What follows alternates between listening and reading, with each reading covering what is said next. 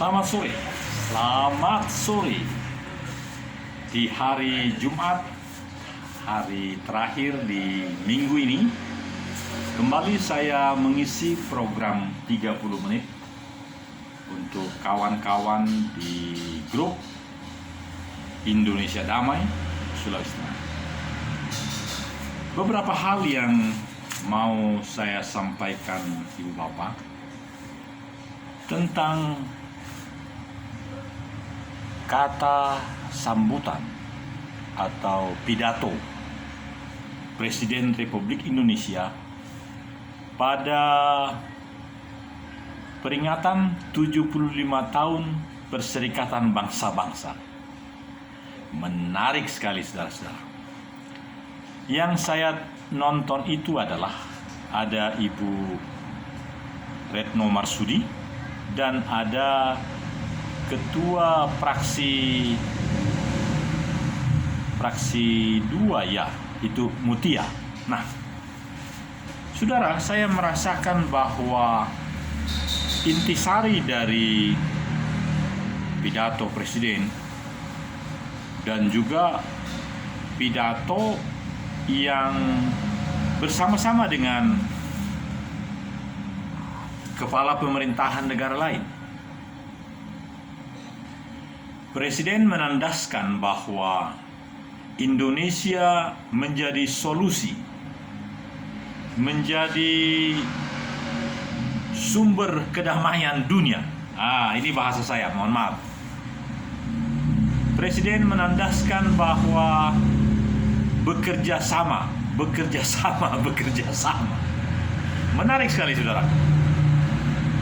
Jadi intisari dan fokus dari segala penyampaian Presiden Republik Indonesia di peringatan berdirinya 75 tahun PBB, Perserikatan Bangsa-Bangsa, sangat leading political minded. Itu istilah saya. Suatu berpolitik pemerintahan yang lebih maju dari negara-negara lain. Karena tentu materi yang disampaikan oleh Presiden, tentulah materi itu sudah diketahui oleh Ibu Retno Marsudi. Nah, yang lebih menarik lagi, saya baru makin perhatikan Ibu Retno, Menteri Menlu. Coba perhatikan, dia punya gaya, jadi rasanya 12 tahun lebih muda dari yang bersangkutan. Jadi saya merasa di dalam kaitan dengan keluarga besar Indonesia Damai Sulawesi Tengah, pidato Presiden Republik Indonesia haruslah menjadi suatu perenungan yang dalam. Karena 75 tahun yang lalu, ketika almarhum Presiden Soekarno juga mengatakan hal yang luar biasa. Ada 2 poin dari Presiden Soekarno almarhum. Yang pertama ialah ketidaksetujuannya terhadap Russell. Russell mungkin semacam pemimpin acara pada penyusunan dasar-dasar berdirinya PBB. Dan sebagai negara yang baru berdiri, justru Soekarno dengan lantang menyampaikan, "Hai kalian bangsa-bangsa yang mau bersatu, mengapa tidak menjadikan dasar daripada persatuan ini dasar negara kami?" Begitu semangat, begitu glory almarhum Soekarno menyampaikan. Di bagian lain juga dia katakan, "Berikan saya 100 pemuda yang beriman dan bertakwa." Ini bahasa saya. "Dan dunia ini akan saya rubah.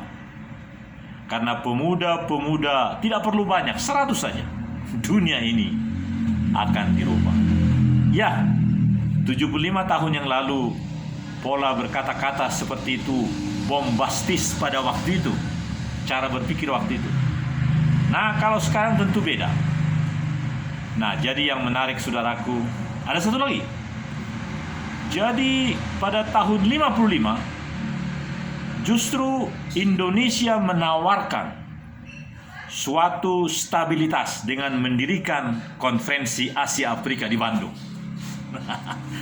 Jadi stabilitas keamanan dunia, kesejahteraan dunia dipikirkan oleh Indonesia sampai sekarang.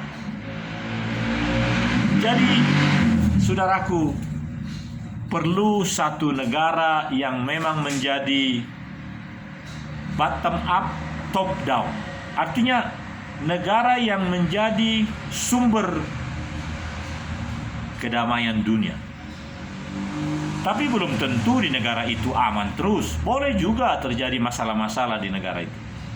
Tapi yang niscaya adalah negara itu punya komitmen, mau bekerja sama untuk menciptakan perdamaian dunia. Saudara, ini yang menarik. Saya makin mendalami betapa kehidupan kita, kehidupan bernegara, kehidupan bermasyarakat, kehidupan berpolitik, mesti ada satu, the principle, how to deliver, how to operate, bagaimana bermasyarakat, bagaimana berpartai, bagaimana berdemokrasi. Saya ingat saya tonton itu pengajar di UI itu, berdemokrasi dia bilang adalah membatasi kekuasaan. Jadi justru membatasi kekuasaan. Jadi ada prinsip-prinsip demokrasi yang memang harus dilaksanakan. Jangan sampai orang-orang yang berpolitik seperti anggota dewan justru tidak paham apa prinsip-prinsip demokrasi. Demokrasi menurut yang vokal itu, yang menurut saya hampir-hampir dia akan mendapat Mahaputra. Yang sudah mendapat Mahaputra kan si Fahri Hamzah, Fahli John. Dan itu siapa itu, si pengajar dari UI itu. Nah, dia mengatakan bahwa justru berdemokrasi adalah membatasi kekuasaan dan meningkatkan kebersamaan dalam aksi reaksi, dalam diskusi, dalam membangun satu bekerja sama. Nah, jadi berdemokrasi pada usia 76 tahun, 70 tahun Indonesia, perlu demokrasi itu makin disempurnakan. Perlu damai, aslama itu di-upgrading. Artinya kita sebagai negara memerlukan kemauan untuk membangun bersama-sama bagaimana bernegara yang demokratis yang lebih baik dari 75 tahun yang lalu. Seolah saudaraku, dengan prasasti memberikan satu lembar 75.000 rupiah, saya yakin betul tahun depan negara kita akan menerbitkan pada 17 Agustus tahun 2021 uang kertas lembar 1 juta rupiah. Sebagai satu bukti bahwa kita mau berubah, Indonesia mau berubah, presidennya berubah. Saya hampir mau mengatakan, bukan hampir, nyaris, ketika Nasdem mengatakan, apakah lebih baik presiden itu pada yang periode ketiga?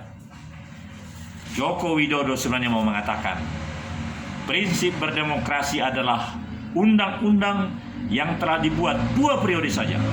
Jadi tidak perlu diungkit-ungkit supaya timbul hal-hal yang melampaui pemahaman pengertian dari berdemokrasi.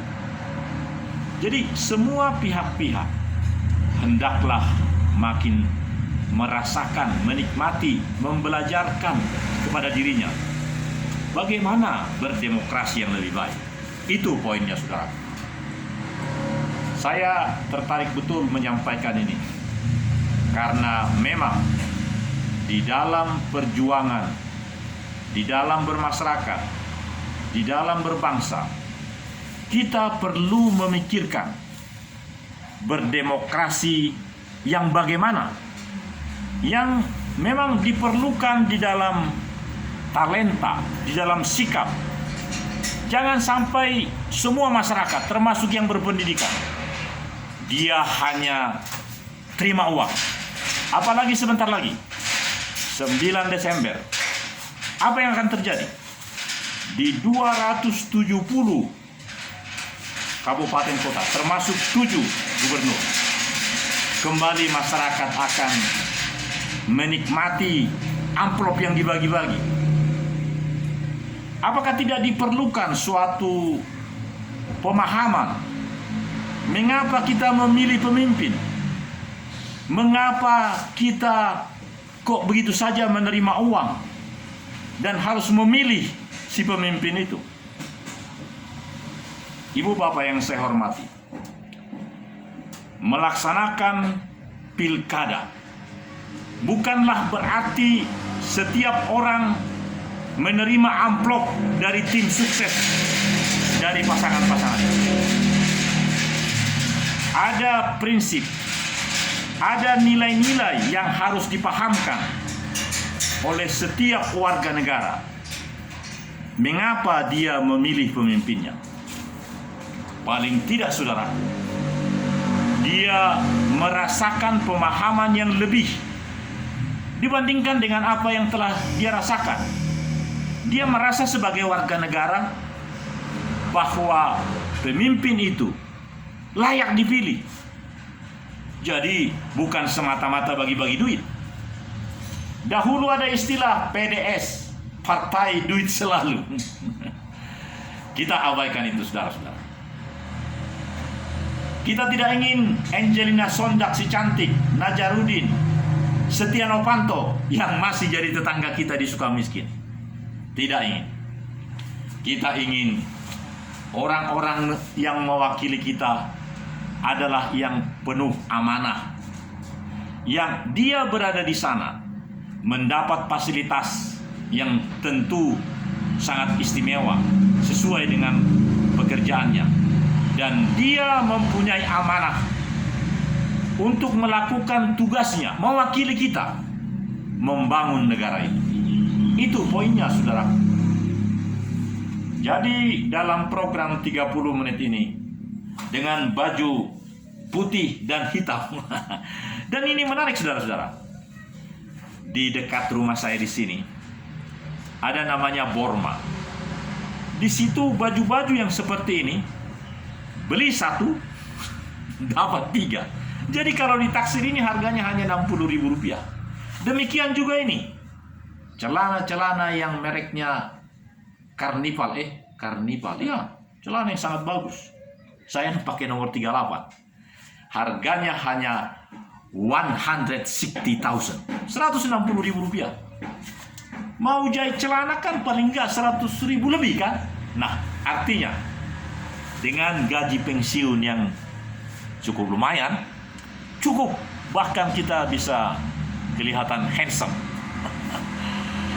Saudara-saudara, dalam kehadiran dalam agenda mulai tanggal 29 di Palu, di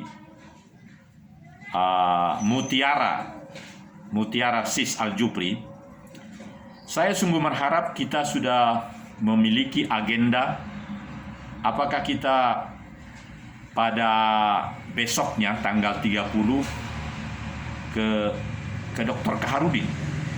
Dr. Kaharudin adalah Kepala Badan Kesatuan Bangsa dan Politik Provinsi. Saya ada pikir begitu.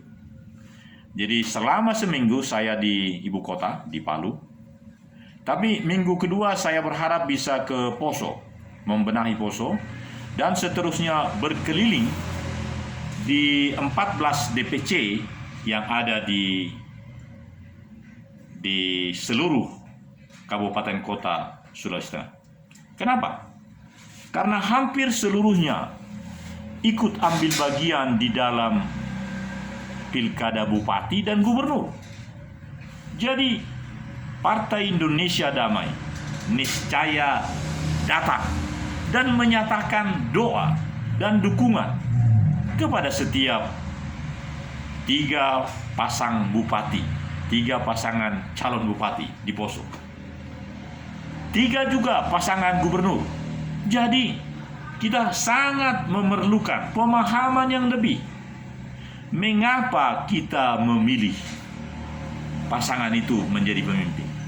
Itu sudah cukup kita merasakan bagaimana pemimpin demi pemimpin yang telah terjadi selama ini.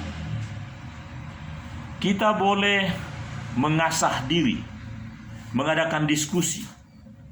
Orang yang dipilih, kenapa justru ditangkap KPK dan masuk penjara?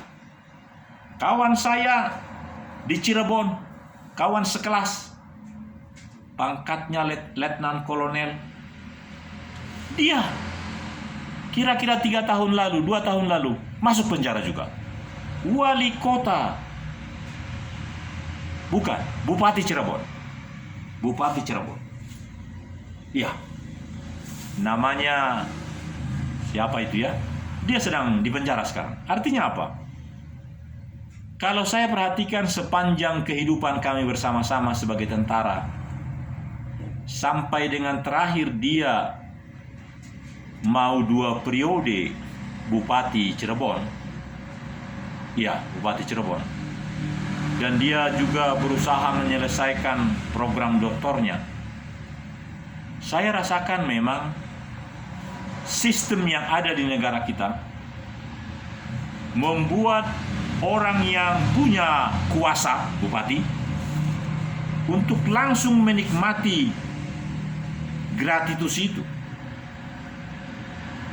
Kalau hati nuraninya tidak sungguh-sungguh untuk mengabdi bagi pembangunan kabupaten itu, maka begitu mudah, terlalu nyaman untuk langsung menerima gratitus itu, yaitu perbuatan melawan hukum, memperkaya diri, merugikan negara. Karena itu saudara-saudara, setiap partai, terutama yang baru, karena paling tidak ada 4 sekarang yang baru. Ada Gelora, Partai Gelombang Rakyat, ada Partai Indonesia Damai, ada beberapa. Nah, semuanya itu mempunyai motivasi yang tentu beragam-ragam. Menurut saya, motivasi dari Partai Indonesia Damai adalah bersama-sama dengan masyarakat kita membangun berpolitik yang lebih elegan dari yang lalu.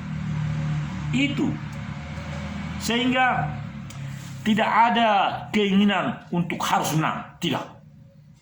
Mulai di awal ini memperkenalkan diri, deklarasi, dan sampai dengan pemilu legislatif dan presiden 2024, disitulah semua masyarakat makin melihat, makin merasakan apa itu Partai Indonesia Damai. Oleh karena itu, saudaraku, nantikan Partai Indonesia Damai dengan Bapak Apri Hananto Sukanda, ketua umumnya, dan itu ada orang Tapanuli itu, Bapak Werdi Simanjuntak, sekjennya. Partai yang memang hadir untuk bersama-sama dengan warga masyarakat lain membangun politik yang lebih baik. Itu sebabnya namanya Indonesia Damai. Itu sebabnya namanya Partai Indonesia Damai. Inilah penyampaian saya, saudara-saudara. Saya bahagia betul karena kita akan berjumpa, dan dalam perjumpaan itu kita sungguh akan menjadi pribadi-pribadi yang siap untuk menjadi partai yang lebih baik dari yang baik yang lalu.